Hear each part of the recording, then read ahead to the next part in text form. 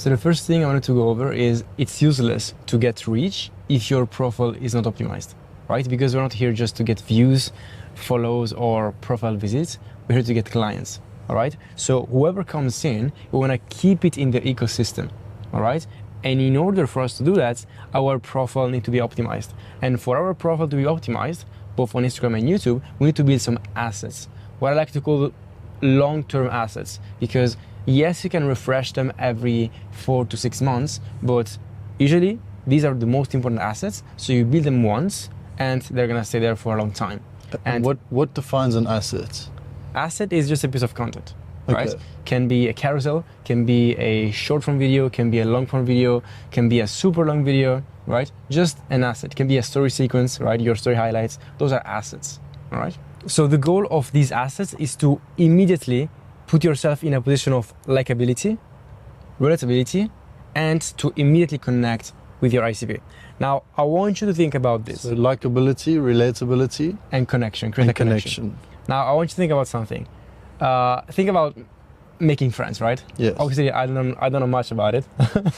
That's why I'm in Cape Town alone. But when you make a friend, right, you have a first touch point, okay? So somehow you get in front of this person. You met them through somebody, or you met this person, right?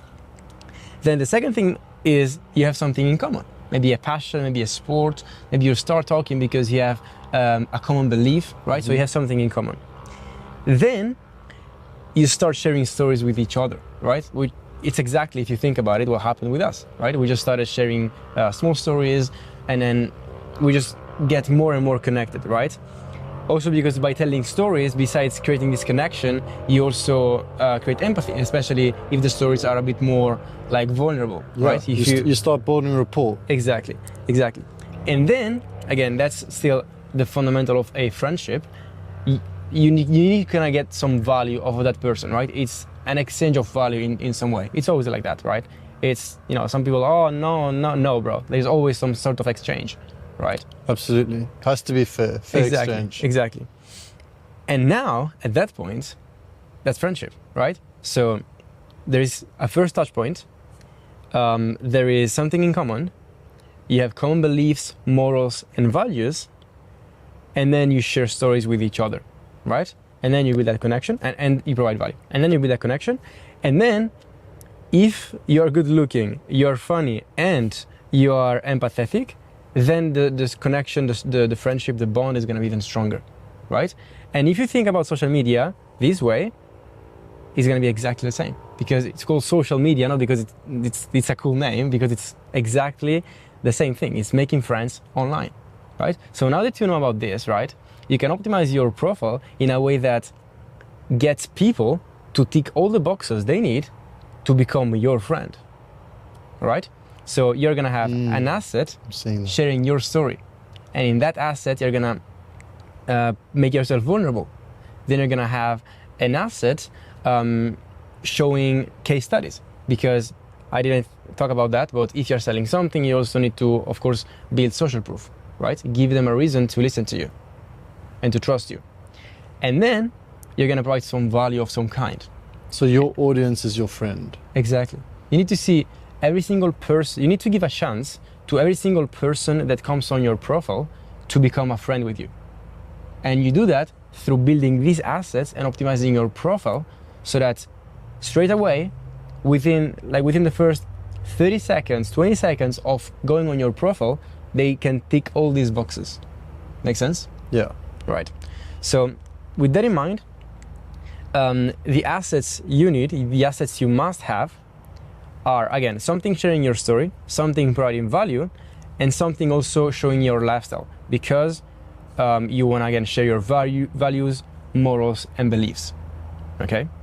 But surely attractiveness is subjective. Yeah. I mean, yeah, but generally speaking, if you walk, you're more likely to stop and talk and become a friend with someone who, looks. It's not just about look, it's also about confidence. Yeah, your charisma. Exactly, charisma. Yeah. The way you look, the way you appear, like. When we're defining attractiveness, we're not just defining, how you look. Yeah. Like you're saying, it's the charisma, exactly. It's the way you hold yourself. Yeah.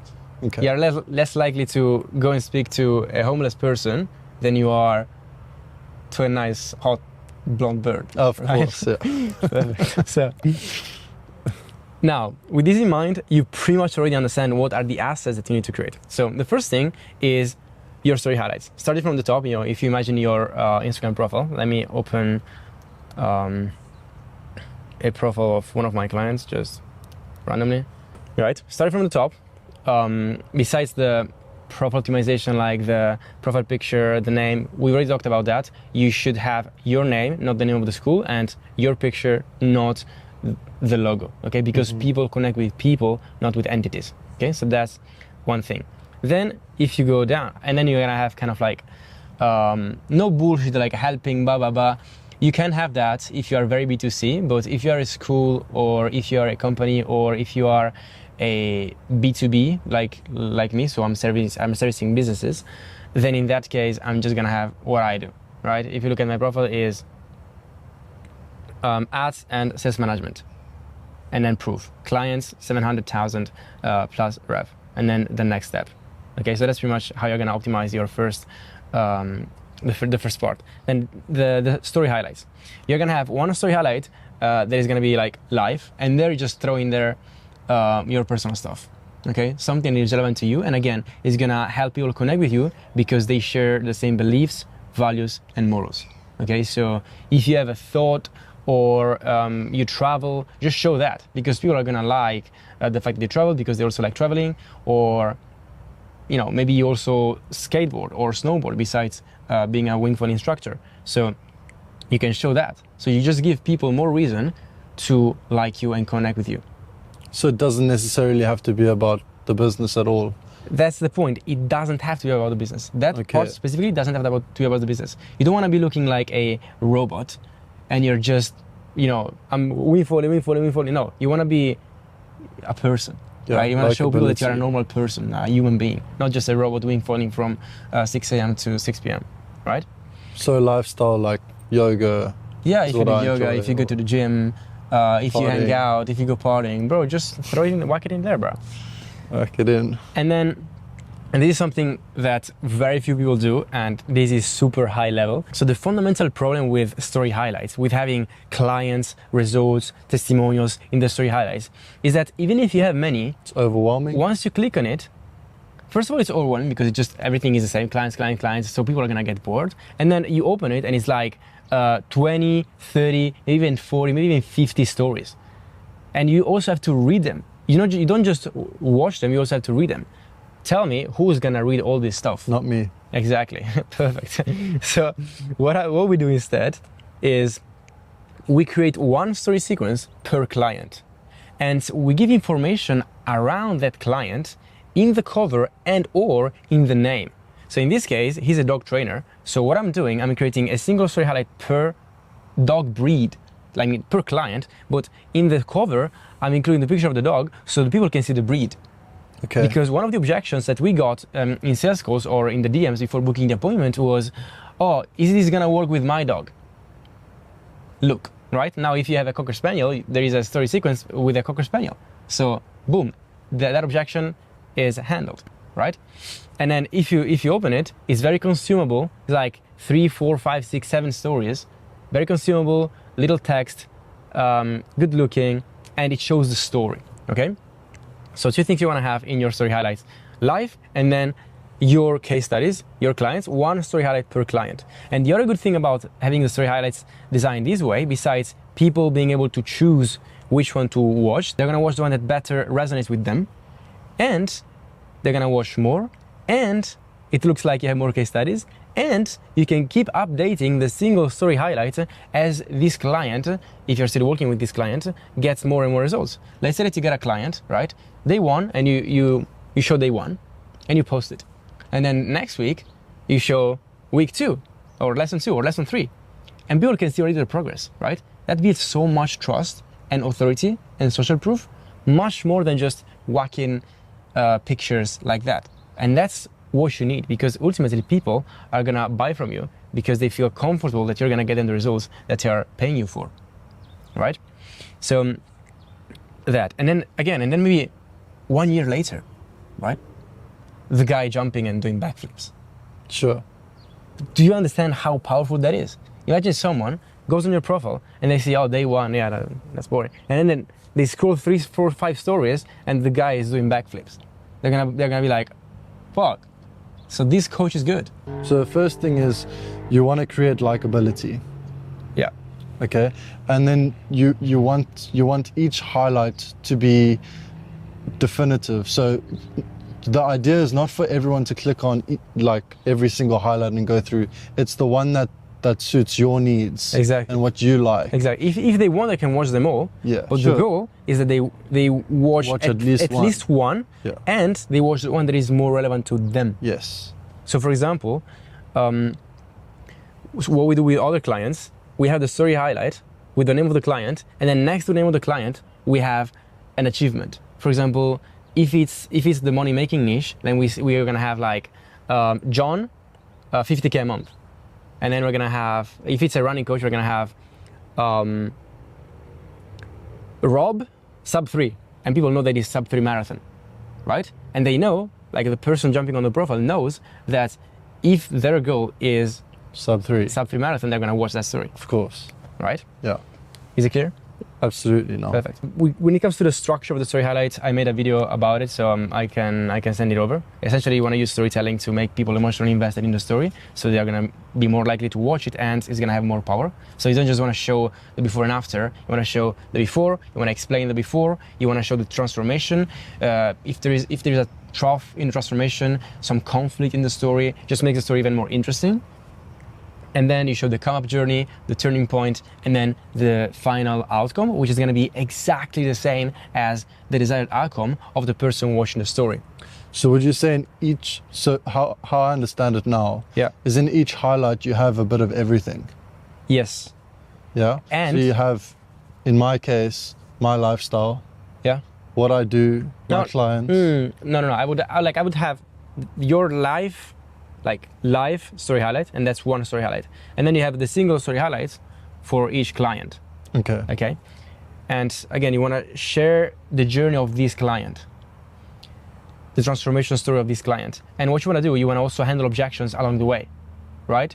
So, for example, objections that this coach was getting is, oh, I've already tried other dog trainers and it didn't work. My dog is probably my dog probably cannot be changed. So what we do, we include elements from the review, or we say, this client already tried 3 different dog trainers and nothing has worked. Now, when we work, it's gonna be much more powerful, right? Because we pre-handle the objection. We immediately show that we are different. After the story highlights, we have 3 posts, okay? On Instagram. The first post is going to be the story. Okay, here you want to show your before and after, and this can be either through the form of a simply before and after aesthetic video, so just clips of like your story, like I have in my phoning profile. And essentially in 90 seconds, I just put all the clips of my phoning journey. This is like for day 1, and then all the struggles, right? And in your niche, that's the best way to do it. And if you look at, we could almost call it one of your competitors, Gwen Letitour, you can see that he's also got a very similar post. He's got here the Meister kind of before and after type of video. This is him learning how to wing foil, looking like a bum, and then him doing 360s and backflips and whatnot, right? There is a reason why this video is at the top. Mm-hmm. He wants to create relatability, likability. He wants to tell people, I'm not born crazy good. This almost allows you to brag, right? Because you kind of put yourself in a vulnerable position and then you can brag. Sure. And it gives someone the perspective that they too were struggling at some point. Exactly. The reason why I grew my YouTube channel in the phoning niche is simply because at the beginning, you were vulnerable. I was so relatable. Everybody was struggling, right? And everybody went through the same journey. And because I was relatable, and because I was providing value, people connected with me at a deeper level. And that's what allowed me to get to 20K a month with my coaching, despite having 4,000 subscribers on YouTube and 8K followers on Instagram. Because I had such a strong bond with my followers. And when it comes to creating the story post, you need to ask yourself, who am I speaking to? You need to figure out the lesson that you want to teach to that person. And this is especially true if you are doing the talking head version. So if you're actually creating a carousel or a talking head video, talking about your story, telling your story, then in that case, you want to understand who you're speaking to. You want to figure out the lesson that you want to teach to that person, right? And then ask yourself, how can you leverage your story to share that lesson from a position of authority? Okay. So you're gonna share the exact story that is gonna resonate with your ICP. So if you wanna attract brokies, you're gonna tell about when you were broke and you became rich and how you became rich. If you don't wanna attract brokies, you don't wanna talk about that, even if you were broke. Okay? You're gonna choose another story that has leverage and puts you in a position of authority and resonates with the people that you want to attract.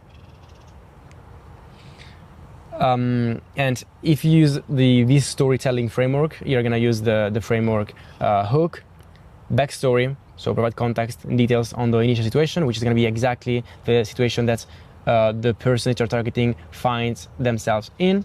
Then you're gonna have an epiphany moment, a shift, a come-up journey, maybe some conflict during the come-up journey, and then an outcome, and then you share the valuable lesson that you decided to teach through that piece of content. Make sense? Yes. Nice. And this should all be pinned at the top. This is only one. This is only one post. Only one post. Only one post, right? You're gonna choose which one to do between the before and after, the talking head, and the carousel. These are all three types of telling your life story or your transformation story, okay? And depends on your niche. In your niche, 100% is gonna be just, you're gonna find pictures, videos as much as possible of you struggling in the beginning, and then you're gonna put them together, you're gonna add a music on top, and then that's it. Then you're kind of gonna have to do the same thing on YouTube, but longer. And you can see here, this video, maybe you've seen it, got 700,000 views. Wow. On my channel, right? It's still getting views. And this is just 2 years of Dr. Foil pumping progression in 26 minutes. And it's just me showing pretty much a collection of all the videos. Because I recorded everything. I watched Wake Thief too. I almost recorded every single attempt, right? So I just put everything together, I just put the highlights together, and I just told the story, and then people loved it. And there was also some conflict, me falling on the foil and fucking up my arm. That's crazy. Yeah, and then at the end, it's just like so satisfying because I became a pro, right?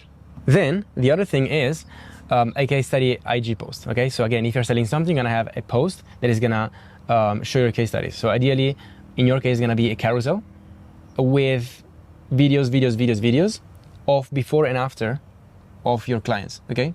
Again, very quickly, very easy to consume, but very effective. You just build proof. You're not just, oh yeah, I teach you how to wing foil, and then yeah, you give like a lesson, and then you teach them how to hold the sail, and then they don't actually learn how to wing foil. You want to show that you actually get people the result that they want.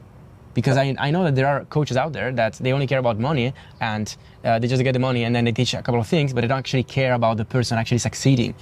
Yeah, I do. Exactly. So you want to show that. You want to show that you actually get people that feeling of being able to go out there in the ocean, not in the lake, and actually wing foil like freely. So one progression could be a client starting here and then eventually like taking her out or taking him out. The same client going out. Yeah. So you really show what they want to achieve, and that you show that they achieved it through your program, through your coaching. And what happens if they don't want to be filmed, or if they're like their identity? Like for instance, this client I had now, he's like very private. Yeah. And most of them are. Yeah. Yeah. In that case, you kind of want to negotiate. You want to put in a position where they almost like benefit from it as well. Block out their face. No, he said even if you like said all the lessons were for free, never. I mean, okay, you're gonna find those ones, right? But at least like 50% of them, you should somehow sell them on you being able to film them. Okay. Right. So you could be like, oh, let me film you, right? So we can analyze the recordings, and then at the end, oh, here's the recording. Like you could even sell it, bro. You could upsell them on, oh, I will get a videographer to record everything. Rich will love that. I will record everything. I will get a videographer to record everything and put the video together. Once they see the video, they're gonna be like, and you ask them, can I post it on my socials? Sure, 100%. On YouTube, you want to have a client breakdown. Now, in your case, it's a bit harder to do. But for example, in my case, what I can have is a video explaining exactly how we got a client a specific result, right? So, for example, on my YouTube, I have multiple videos explaining strategies of how we got clients specific results. For example, this video is explaining the strategy of how the ad strategy that we used to scale one of our clients to 30K a month, right? So you provide value, but you do it while sharing a lesson, and that builds a lot of authority and trust. The other thing is a client interview, and you can see here a client interview, right? So I'm with my client, and again, this builds a lot of social, because a lot of people fake case studies, and if you're in person with the client and the client is answering questions, that cannot be faked. Sure. The other asset that you want to have on YouTube is a full masterclass or full course or video sales letter, okay? So this is a longer video where you explain your process, okay? And this could be an hour long, and I call it masterclass, can be hours long, and this is a course, right? And I have it in my following channel as well. Beginner to advanced pump foiler guide, 3+ hours, okay? It's a 3-hour long video. Cheapest. I just put together all my videos. Yeah. Okay. the most important videos, right? But yeah, that's what you want to do. And then a value post on Instagram. And that's going to be your third pin post. So on Instagram, you're going to have story, case studies, and then value post. On YouTube, you're going to have your story as first video, right? So when I open the home of my YouTube, the first video is this, okay? And then you can have 2 playlists. One playlist is gonna be clients, right? Like I have here. And the second playlist is gonna be just all the tutorials to get people the result that they want to achieve. In the Instagram value post and in the YouTube value post, so the full masterclass or full course or VSL, you're gonna share your unique mechanism. So you need to treat it as, in this case, a normal reel or a normal YouTube video, but you provide a disgusting amount of value and you give them extreme clarity on the process you use to get people from A to B. And you make sure that it's clear that your process is unique and you're the only one using it pretty much. And through these Instagram posts, you redirect them to the YouTube asset, right? So if you create a masterclass, you're gonna have a call to action at the end of this Instagram value post, redirect them to the YouTube masterclass. If you have a full course, you're gonna do the same to the full course. If you have a video sales letter, which is a bit shorter and a bit more for conversion, you are going to redirect them to the VSL. Make sense? Yes, makes sense. It would take me too long here to explain you how to structure this IG value post, but because it's got the same structure of normal reels, you can watch tonight one of my latest YouTube videos where I explain what actually makes good content. Right? Any questions? No, so far it makes sense. Perfect. Also because I'm 10 minutes late to my call. I saw.